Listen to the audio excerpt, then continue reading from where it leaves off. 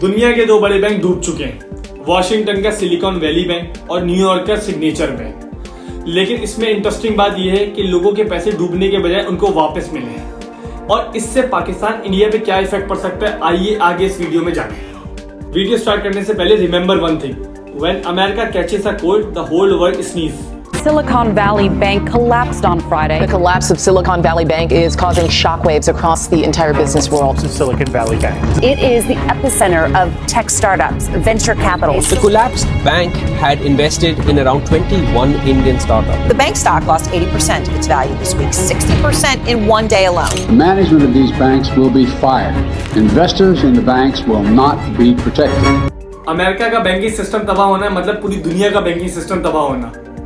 Silicon Valley bank का डूबने का रीजन ये भी है कि उन्होंने कई न्यू स्टार्टअप जैसे कि वॉक्स, वोमियो, रोब्लेक्स अपना पैसा रखते हैं, उनका पैसा लेकर गलत जगह इन्वेस्ट किया और ये सोचा कि इकोनॉमी सही चलेगी और ये स्टार्टअप और फंडिंग राइज करेंगे और अपना डिपॉजिट को टच नहीं करेंगे।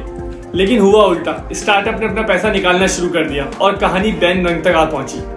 बैंक रन होने की वजह से एसवीबी ने एक पॉइंट पे आके बोला पैसा खत्म, नाचो। इम्पोर्टेंट बात यह है कि आखिर एक के बाद एक बैंक डूब क्यों रहे हैं। सिलिकॉन बैंक के बाद सिग्नेचर बैंक दोनों खत्म हो चुके हैं, तो ये एक बैंक पर नहीं पूरी बैंकिंग सिस्टम पर सवाल उठता है। और सेकेंडली, इस एक स्टार्टअप की वजह से इफेक्ट सब पे होगा।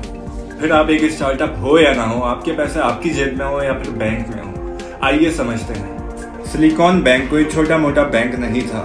ICICI बैंक के एसेट्स हैं $230 बिलियन और हबीब बैंक के $19 बिलियन, जबकि SVB के $209 बिलियन के, यानी बैंक बड़ा था। फॉर्ब ने इस बैंक को लास्ट 5 ईयर से टॉप बैंकों में से एक कहा था। KPMG दुनिया की 4th अकाउंटिंग फर्म में से एक है।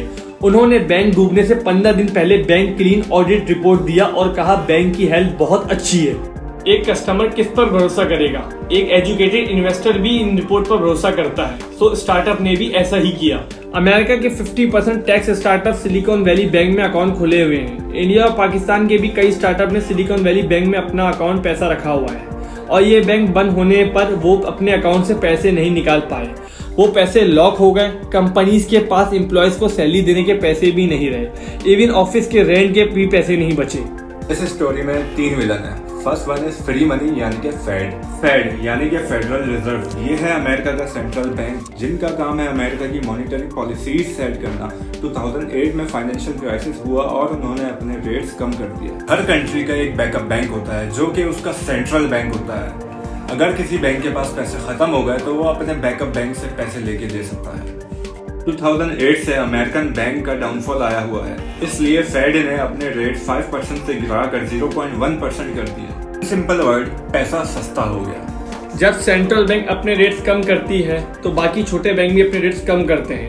अब अगर आपको एक घर लेना है तो आप बैंक के पास जाओगे, देखोगे कि इंटरेस्ट रेट क्या चल रहा है, फिर कैलकुलेट करने बैठोगे कि आपको कितनी बड़ी घर ले सकते हो। अगर 7% इंटरेस्ट रेट है और आपको 1 करोड़ का लोन लिया है तो आप 30 सालों के 10 ईयर में 1 करोड़ 80 लाख पे करते हो। ये 80 लाख है इंटरेस्ट, जो कि आप और मैं देखकर बोलेंगे कि थोड़ा कम बजट वाला घर देख लो। आप अपना बजट कम करेंगे और अपना पैसा बचाने की ट्राई करेंगे। जब इंटरेस्ट रेट हाई होता है तो हर कोई ऐसा ही सोचता है। जब इंटरेस्ट रेट गिरता है तो क्या होता है? एग्जैक्टली उल्टा। अगर होम लोन के रेट 7% से 2% हो गए तो आपको 1 करोड़ के लोन पर 20 ईयर में सिर्फ 1 करोड़ 20 लाख देना होगा। आपका बजट बढ़ता है तो रियल एस्टेट की भी डिमांड बढ़ती है। लोगों को लोन किस रेट पे मिलेगा, ये फेड के इंटरेस्ट रेट से लिंक होता है। फेड के रेट में कुछ इंटरेस्ट जोड़कर बैंक लोगों को लोन देता है। 2008 के बाद फेड ने रेट 0.1% तक नीचे ले आया और मार्केट में डिमांड को बढ़ा के आहिस्ता आहिस्ता ये रेट बढ़ाया। सिलिकॉन वैली बैंक की एक इमेज थी कि वो एक स्टार्टअप फ्रेंडली बैंक है। मार्च 2020 में उसके पास $60 बिलियन के डिपॉजिट थे। ये नंबर 2 ईयर में $200 बिलियन तक जा पहुंचे। 2020 में यूएस गवर्नमेंट ने $4 ट्रिलियन का स्टिमुलस इकोनॉमी में इंजेक्ट करा था, तो वो कस्टमर के शॉर्ट टर्म डिपॉजिट को लॉन्ग टर्म में इन्वेस्ट करने लगे।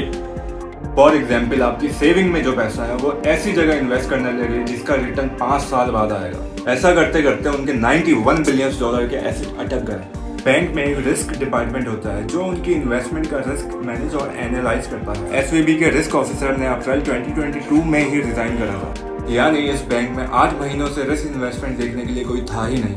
जब फेड ने अपने इंटरेस्ट रेट हाई करे तो स्टार्टअप ने अपने स्लोली पैसे निकालना शुरू करा, जिसके चक्कर में एक विंटर स्टार्टअप कायम हो गया। SVB ने ये सोचा कि सारे कस्टमर एक साथ पैसे नहीं निकालेंगे, क्योंकि उनके पास कस्टमर डिपॉजिट $173 बिलियन था, जबकि कैश $13 बिलियन। जब स्लोली उनके कैश रिजर्व कम हुए तो उन्होंने उनके लॉन्ग टर्म बॉन्ड बेचे और उन्हें $1.8 बिलियन का लॉस हुआ। 8 मार्च को उन्होंने ये डिस्क्लोज करा कि वो $2.5 बिलियन का कैपिटल रेज करना चाह रहे हैं, जिसके चक्कर में मार्केट में पैनिक हुआ और इन्वेस्टर ने स्टार्टअप को कहा कि SVB से अपना पैसा निकालो। डिपॉजिटर ने $42 बिलियन बैंक से निकालने की करी, जिसकी वजह से बैंक रन होने की नौबत आ गई। इंटरेस्टिंग बात यह है कि बैंक रन होने से कुछ ही दिन पहले कंपनी के डायरेक्टर्स ने $4 मिलियन के स्टॉक बेचे थे, यानी उन्हें पता था कि बैंक रन होने वाला है और स्टॉक प्राइस गिरने वाले हैं। कोई भी बैंक इतना बड़ा बैंक रन सर्वाइव नहीं कर सकता, इसीलिए कुछ रिजर्व रखने पड़ते हैं। 2008 के फाइनेंशियल क्राइसिस के बाद अमेरिका के बैंकिंग सेक्टर को बचाने के लिए एक लॉ पास हुआ, डॉड-फ्रैंक एक्ट। बैंक कहां इन्वेस्ट कर सकते हैं इसके बारे में एक स्ट्रिक्ट रूल है, मगर SVB के CEO गैरी बेकर ने लॉबी के जरिए अपने बैंक को इन प्रोविजन से हटवा दिया। इवन जिस बैंक के कैपिटल $250 बिलियन से कम थे, लॉबी सक्सेसफुल होने की वजह से ये रूल रिलैक्स कर दिए गए। इस लॉबी के लिए उन्होंने $1 मिलियन खर्च करे। इस पूरे क्राइसिस ने अमेरिका को 2008 के फाइनेंशियल क्राइसिस की याद दिला दी। प्रेसिडेंट बाइडेन ने फुल इंटरव्यू देकर कहा डिपॉजिटर को 100% बेल आउट मिलेगा, लेकिन बैंक के शेयर होल्डर अपना सारा पैसा खो देंगे।